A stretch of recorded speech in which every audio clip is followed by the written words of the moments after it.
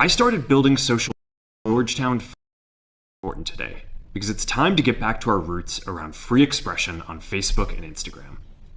I started building social media to give people a voice. I gave a speech at Georgetown 5 years ago about the importance of protecting free expression, and I still believe this today.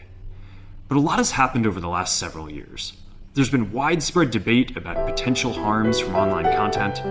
Governments and legacy media have pushed to censor more and more. A lot of this is clearly political, but there's also a lot of legitimately bad stuff out there. Drugs, terrorism, child exploitation. These are things that we take very seriously, and I want to make sure that we handle responsibly. So we built a lot of complex systems to moderate content.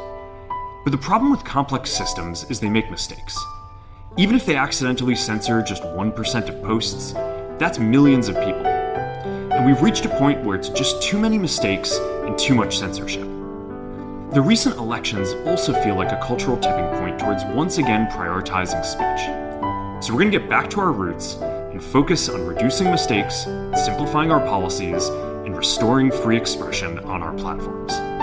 More specifically, here's what we're going to do. First, we're going to get rid of fact checkers and replace them with community notes, similar to X, starting in the US. After Trump first got elected in 2016, the legacy media wrote non-stop about how misinformation was a threat to democracy. We tried in good faith to address those concerns without becoming the arbiters of truth. But the fact checkers have just been too politically biased and have destroyed more trust than they've created, especially in the US. So over the next couple of months, we're going to phase in a more comprehensive community notes system. Second, we're going to simplify our content policies and get rid of a bunch of restrictions on topics like immigration and gender that are just out of touch with mainstream discourse. What started as a movement to be more inclusive has increasingly been used to shut down opinions and shut out people with different ideas, and it's gone too far. So I want to make sure that people can share their beliefs and experiences on our platforms.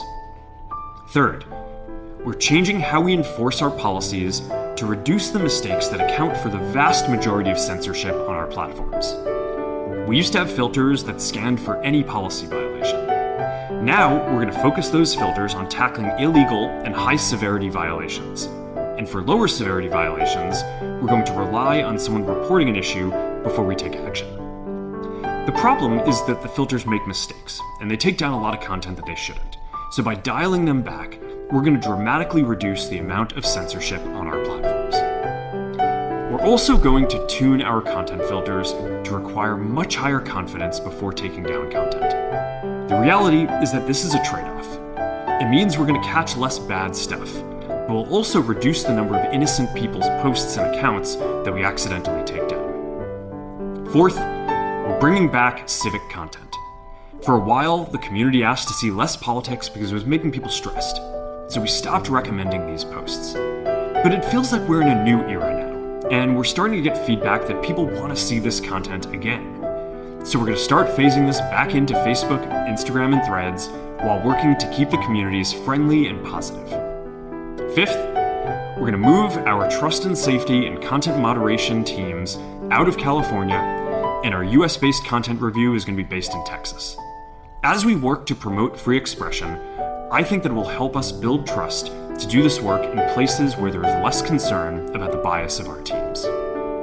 Finally, we're going to work with President Trump to push back on governments around the world that are going after American companies and pushing to censor more. The US has the strongest constitutional protections for free expression in the world. Europe has an ever-increasing number of laws institutionalizing censorship and making it difficult to build anything innovative there. Latin American countries have secret courts that can order companies to quietly take things down. China has censored our apps from even working in the country. The only way that we can push back on this global trend is with the support of the US government. And that's why it's been so difficult over the past 4 years when even the US government has pushed for censorship. By going after us and other American companies, it has emboldened other governments to go even further. But now we have the opportunity to restore free expression, and I am excited to take it. It'll take time to get this right, and these are complex systems, they're never going to be perfect. There's also a lot of illegal stuff that we still need to work very hard to remove. But the bottom line is that after years of having our content moderation work focus primarily on removing content, it is time to focus on reducing mistakes, simplifying our systems, and getting back to our roots about giving people voice. I'm looking forward to this next chapter. Stay good out there, and more to come soon.